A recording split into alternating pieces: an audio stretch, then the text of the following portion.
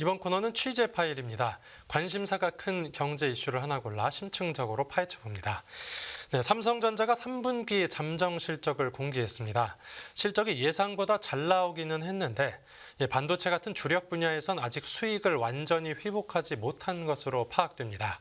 네, 부문별 구체적인 성과와 반도체 업계 전망, 기업금융부 김경림 기자와 함께 자세히 알아보겠습니다. 어서 오십시오.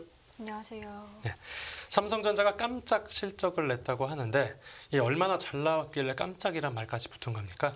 네, 삼성전자가 올해 3분기에 기대를 뛰어넘는 성적표를 가져왔습니다. 네. 바로 연결 기준 잠정 이익이 2조 4천억 원, 매출은 7조 원을 기록했는데요. 네. 이는 증권가 예상치를 무려 6천억 원이나 뛰어넘은 수준입니다. 예. 연합인포맥스가 최근 1개월간 삼성전자의 실적을 예상한 16개 증권사를 상대로 컨센서스를 실시한 결과 네. 영업이익 잠정치는 1조 8,396억 원, 매출은 67조 7,353억 원으로 집계되었습니다. 네.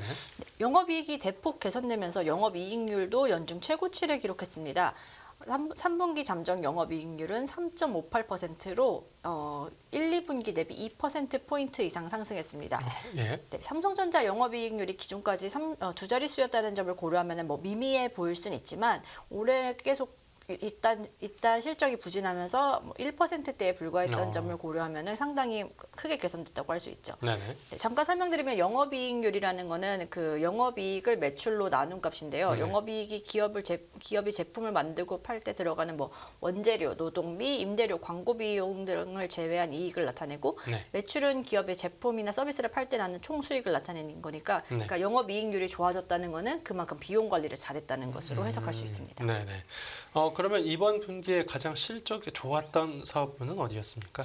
이번 분기 실적에서 가장 큰 효자 노릇을 한 곳은 바로 디스플레이와 스마트폰 등 무선기기 사업을 하는 MX 사업부입니다. 네. 먼저 스마트폰 등 무선기기 사업을 하는 MX 사업부는 약 3조 원의 영업이익을 낸 것으로 추산되고 있습니다. 3조 원이요? 네. 네. 이 영향에 그 갤럭시 Z 폴드나 갤럭시 Z 플립에 디스플레이 패널을 납품하는 삼성 디스플레이 영업이익도 2조 원 안팎에 이르는 것으로 추산됩니다. 그러니까 스마트폰이 잘 팔리니까 거기에 들어간 디스플레이도 잘 팔렸겠죠? 네, 맞습니다. 여기에 한 가지 더 추가할 점은 삼성 디스플레이의 경우에는 경쟁사인 중국 업체들의 디스플레이 패널 출하가 늦어지고 있는데요. 이 때문에 애플 아이폰에 거의 독점적으로 공급을 하게 되면서 반사 이익도 누렸다고 합니다. 네네네. 지금 디스플레이와 스마트폰이 거의 실적을 이끄는 셈인 건데 주력 부문인 반도체의 경우에는 실적이 조금 나아졌을까요? 이번 분기도 여전히 적자 행진이 계속되고 있는 것으로 예상되는데요. 다만 이번에 공개된 실적은 잠정이기 때문에 확정된 실적은 31일에 발표가 됩니다. 네네. 증권가에서는 메모리 반도체와 파운드리 사업을 담당하는 디바이스 솔루션 사업부의 영업 적자를 최저 2조 5천억 원에서 최대 4조 원가량으로 집계하고 있습니다. 적자 예상치요? 네, 여전히 큰 수치죠. 적자 대부분은 낸드에서 발생하는 걸로 보고 있고요. 네네. 증권가 전문가들은 낸드 부분이 이번 분기에도 약 3조 원에서 3조 5천억 원 정도의 적자를 낸 것으로 보고 있습니다. 그러니까 증권가에서 그렇게 보고 있다는 거죠. 네네. 그러니까 앞에서 디스플레이로 한 2조 원 정도를 벌었고 또 스마트폰으로 3조 원을 벌어서 합치면 한 5조 원 정도가 되는 건데 맞습니다. 반도체에서 그러니까 3조 원 정도 적자가 났다고 하면 이 계산을 해보면 전체 영업이익이 처음에 말씀해 주신 것처럼 1조 8천억이 이제 되는 거죠. 네, 예상치가 1조 8천억 예상치가요? 원이었고요. 지금 네. 나온 수치로만 갖고는 총 5조 원 가량의 수익이 난 거고 여기서 반도체가 3조 원 정도 마이너스를 한 거니까 실제 그러니까 2조 원 안팎이 되는 거겠네요. 맞습니다. 네. 그런데 하반기에는 반도체 업황이 나아질 거라는 전망이 많이 나왔던 것 같은데 아닙니까? 네, 맞습니다. 먼저 반도체 부분이 여전히 조단위 적자를 내고 있다고는 하지만 어느 정도 가격이 바닥을 다졌다는 게 이제 업계 중론인데요. 네네. D램 계약가의 경우에는 가장 주력 제품이라고 할 수 있는 DDR4 현물가가 지난 7월에 2.53달러까지 내렸다가 현재는 3달러 정도에 거래되고 있습니다. 예. 가격이 최하단으로 내리다 보니까 고객사 입장에서는 약간의 일종의 사재기 같이 하고 있고요. 이 예. 사재기가 있다는 것, 다시 말해서 수요가 발생하고 있다는 거죠. 네. 그리고 4분기에는 이런 수요가 어느 정도 반등하면서 D램과 낸드 가격도 지속적으로 오를 것으로 전망되고 있습니다. 네네. 단가가 높아지니까 앞서 말씀드렸던 그 영업이익률이라는 것도 개선될 수 있지 않을까 싶습니다. 그러니까 결국은 가격이 싸니까 수요가 들어오는 거고 그러면 그 업황 사이클상 이제 좀 상승하는 단계에 이제 접어드는 거 아니냐라고 생각을 해볼 수가 있는데 말씀해주신 대로 이제 막 바닥을 다졌다라고 한다면 이제 흑자 전환은 언제쯤 기대해 볼 수 있겠습니까? 증권가에서는 내년 1분기 늦어도 2분기까지는 흑자로 돌아설 것으로 보고 있습니다. 네. 이는 메모리 부문의 재고가 줄어들고 감산에 따라서 가격 반등 등이 지속될 것으로 전망되기 때문입니다. 네. 물론 DS 부분의 흑자 전망 시기에 대해서는 다양한 의견이 있는데요. 네. 유진투자증권회 같은 경우에는 내년 1분기, DB금융투자나 미래에셋증권, 다올투자증권, 하나증권은 내년 2분기로 보고 있습니다. 네. 또 DS 부문 전체의 흑자 전환에 앞서 그 전에 D램이 먼저 4분기부터는 흑자로 돌아선다는 의견도 있고요. 네. 즉 낸드는 조금 마이너스가 있더라도 D램이 흑자로 돌아서는 거를 약간 반등의 신호탄으로 보실 수 있을 것 같습니다. 네. 그러면 결국 아무리 뭐 늦어도 내년에는 흑자 전환할 걸로 다들 이제 보고 있다 이렇게 네. 봐도 되는 거겠죠. 네. 근데 요새 그 차세대 메모리 반도체 그 이야기도 많이 들리던데 앞으로는 이런 것들이 이제 뭐 삼성이든 하이닉스든 이제 우리나라 반도체 기업들의 실적을 좌우하게 되겠죠. 맞습니다. 향후의 관전 포인트는 요즘 많이 심심치 않게 들으실 텐데요. HBM이라는 고대형 메모리와 DDR5라는 새로운 D램의 수요에 달려 있습니다. 네. 짧게만 말씀드리면 HBM은 메모리 반도체를 여러 층 쌓은 형태로 구성됩니다. 메모리 다이를 여러 층으로 쌓아 올리기 때문에 기존 메모리 대비 뭐 더 큰 용량을 담을 수 있고요. 네. 또 DDR5는 가장 최근 버전의 D램이라고 할 수 있는데 네. 처리 속도가 빠른 점이 특징이고 주로 컴퓨터 중앙 처리 장치에 사용됩니다. 네네. 요컨대 HBM과 DDR5 같은 경우에는 메모리 반도체 중심의 국내 기업의 실적을 좌우할 수 있는 일종의 핵심이라고 볼 수 있습니다. 그러면 지금 요새 생성형 인공지능 이게 좀 핫하지 않습니까? 그 생성형 인공지능의 발전을 할수록 결국 삼성의 차세대 반도체 메모리 네, 이 수요도 같이 뭐 늘어날 것 같은데 삼성전자가 그 차세대 메모리 반도체 관련해서 고객사를 충분히 확보해 놓은 상태겠죠?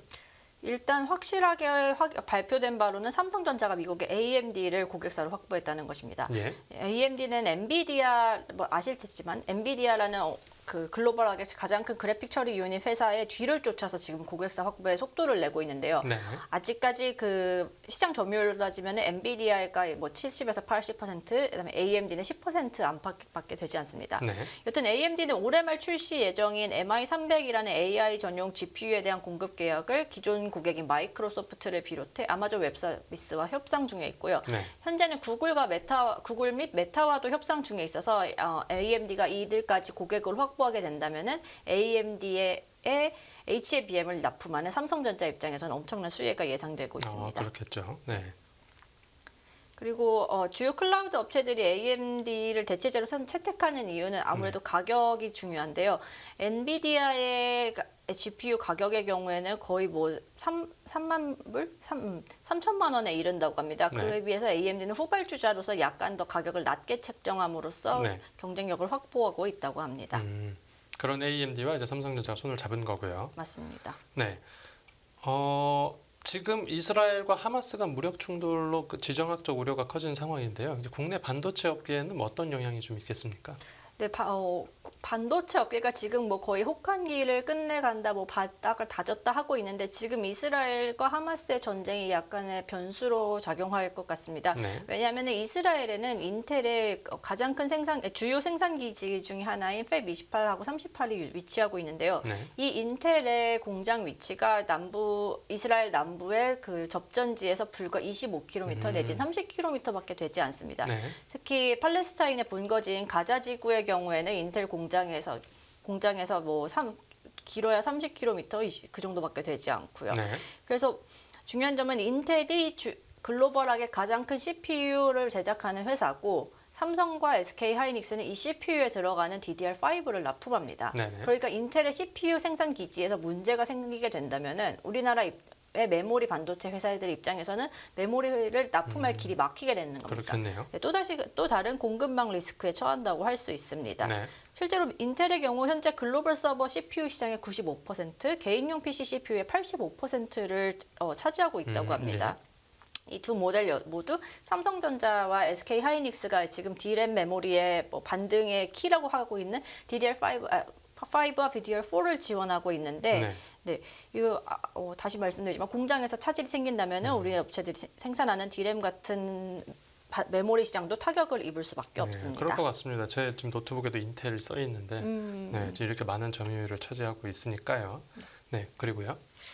네, 그리고 인텔의 최첨단 CPU인 올 연초에 발표했는데요. 사파이어 래피즈라는 CPU 혹시 들어보신 적 있나요? 저는 못 들어봤습니다. 네, 사파이어 래피즈 출시에 따라서 서버 교체 수요가 일어나면서 DDR5가 납품할 것이라는 그런 전망이 뭔가 기대감이 엄청 팽배했습니다. 그러니까 사파이어 래피즈라는 최첨단 CPU가 도입되고 이로 인해서 전 세계 서버 시장들이 이 CPU를 다 교체하면서 이 CPU에 들어가는 DDR5 수요도 늘어날 거다라는 게 이제 메모리 반도체 반등의 그 전제였는데, 이 사파이어 래피즈를 생산하는 10나노 공정이 인텔의 이스라엘 공장에서 구축되고 있었습니다. 그러니까 뭐 아직 확정된 건 아니지만 이스라엘과 팔레스타인의 분쟁이 확산되어서 이 10나노 공정까지 타격을 입게 되면 당연히 사파이어 래피즈의 하도 더뎌지고 삼성전자와 SK 하이닉스도 타격을 입게 됩니다.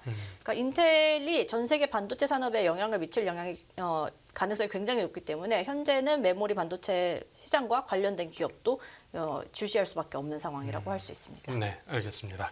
오늘 취재 파일에서는 삼성전자 실적과 반도체 업계 진단 김경림 기자와 함께 다뤄봤습니다. 네, 오늘은 여기서 인사드리겠습니다. 잘 들었습니다. 예, 감사합니다.